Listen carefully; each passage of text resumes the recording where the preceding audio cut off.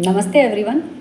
तो आज मैं आपके सामने एक ऐसी कथा लेके आई हूँ जो कि ना किसी राजा की वीरता की कहानी है और ना किसी युद्ध की गाथा, बल्कि ये उस शत्रु की कथा है जो चुपचाप हमारे अंदर बैठा रहता है, और वो है आलस। आलस जो कि ना शोर करता है और ना दिखाई देता है, लेकिन धीरे धीरे मनुष्य की इच्छाओं को, उसके संकल्प को और उसके भविष्य को जकड़ लेता है।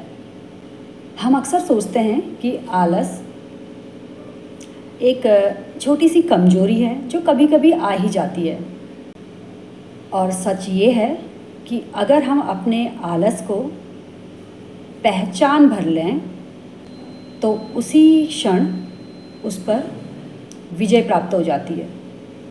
तो आज की ये कथा हमें यही पहचान देना चाहती है। यह कहानी बताएगी कि हर आलसी एक जैसा नहीं होता, और ये भी कि सबसे बड़ा आलसी कौन होता है। वह जो काम से भागता है या वो जो जीवन से ही मुंह मोड़ लेता है। ये कथा आपको हंसाएगी भी, चौंकाएगी भी, और अंत में आपको अपने ही अंदर झांकने में मजबूर कर देगी। तो चलते हैं उस राज्य में जहाँ लोगों ने काम करना ही नहीं, जीवन जीने की कोशिश करना भी छोड़ दिया था। तो लोग कहते थे कि आज नहीं कल कर लेंगे, लेकिन उस राज्य में कल कभी आता ही नहीं था। जो थोड़ा बहुत लोग मेहनत करते थे वो धीरे धीरे थक गए, क्योंकि मेहनत करने वाला ही अगर सबको ढोने लगे तो उसका कंधे ही नहीं मन भी टूट जाता है। तो स्थिति यहाँ तक पहुँच गई कि काम करने वाले लोग आलसियों को भोजन देने से भी कतराने लगे। तो ये बात राजा तक पहुँची। तो राजा ने देखा कि ये समस्या केवल पेट की नहीं, ये समस्या चेतना की समस्या है। तो कुछ समय बाद सारे आलसी इकट्ठा हुए और राजा के दरबार में जा पहुँचे, और उनके स्वर में लज्जा नहीं थी बल्कि अधिकार दिखाई दे रहा था। तो वो राजा के सामने खड़े होके बिल्कुल अधिकार से बोलने लगे कि महाराज, आप तो बहुत दयालु हैं, तो आप एक काम करिए, हमारे लिए एक ऐसा स्थान बना दीजिए जहाँ कि हम आराम कर सकें और हमें भोजन मिल सके। तो राजा ने उन्हें देखा, परखा और एक आश्रम बनाने का आदेश दे दिया। तो कुछ समय बाद आश्रम बन गया।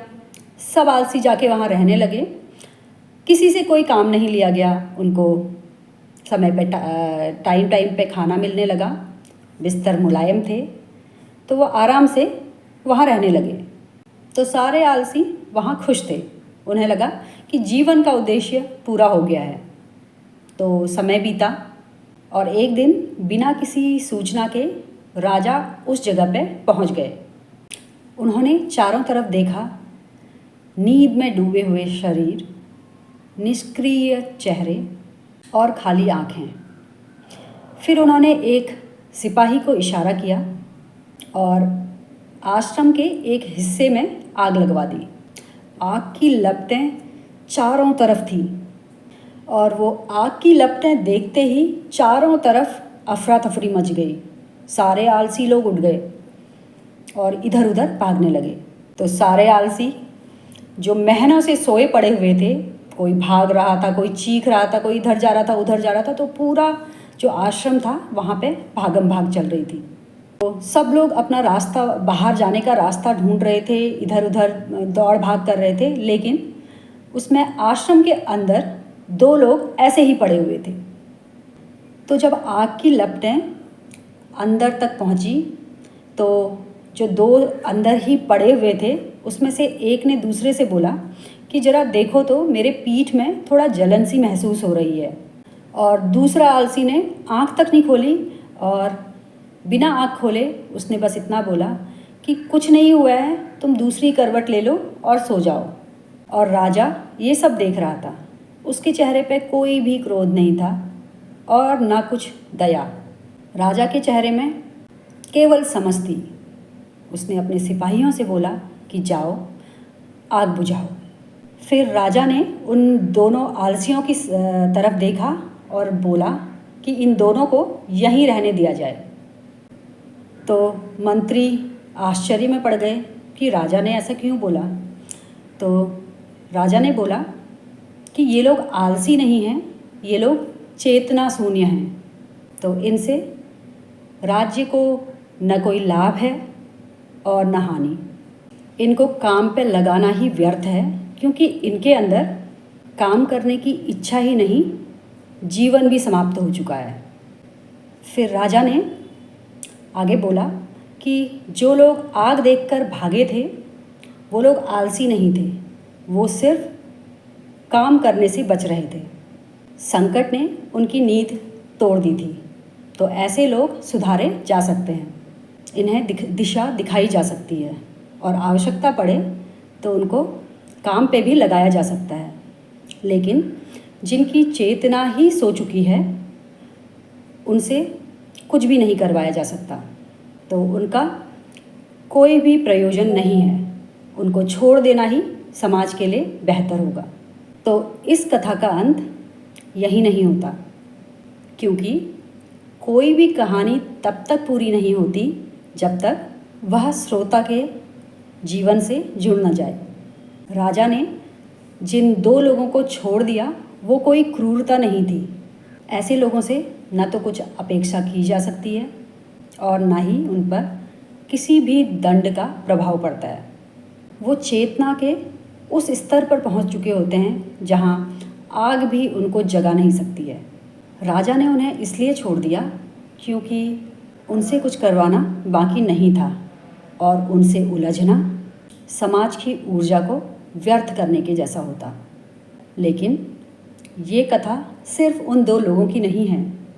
ये कथा उन लोगों के लिए कही गई है जो आग देखकर भागे थे, क्योंकि वही लोग समाज का बहुमत होते हैं। वही लोग हैं जो सुविधा में आलसी रहते हैं लेकिन संकट में सक्रिय हो जाते हैं, और यही वो वर्ग है जो स्वयं को आलसी मानने से इनकार करता है लेकिन अपने भीतर झांकने से भी बचता रहता है। तो ये कहानी उनसे पूछती है कि क्या आपको उस आग का इंतज़ार है उठाने के लिए, या आप अभी भी समय रहते अपने अंदर की जड़ता को पहचान सकते हैं। सबसे बड़ा आलसी वो नहीं होता जो थक जाता है, और ना ही वह जो कभी कभी रुक जाता है। सबसे बड़ा आलसी वो होता है जिसने अपने आलस को स्वीकार कर लिया है, जिसने उसे अपना स्वभाव मान लिया है और जिसके अंदर अब परिवर्तन की आकांक्षा भी शेष नहीं रही है और ना ही आलस को बढ़ावा देना था। वो एक गहरी समझ थी कि हर समस्या का समाधान हस्तक्षेप से नहीं होता। कुछ आवश्यकताएं ऐसी होती हैं जहां व्यक्ति ने स्वयं जीवन से संवाद समाप्त कर दिया हो। लेकिन अच्छी बात यह है कि अधिकांश लोग उस स्तर पर नहीं पहुंच पाते। अधिकांश लोग बस आदतों के बोझ के तले दबे रहते हैं, और आदत बदली जा सकती है, चेतना जगाई जा सकती है। यदि ईमानदारी से इंसान ये स्वीकार कर ले कि आलस उनका मित्र नहीं शत्रु है, तो ये कथा हमें ये दिशा देती है कि अपने जीवन में आग लगने की प्रतीक्षा ना करें। खुद से प्रश्न कीजिए कि आप किस मोड़ पर टालम टोल कर रहे हैं।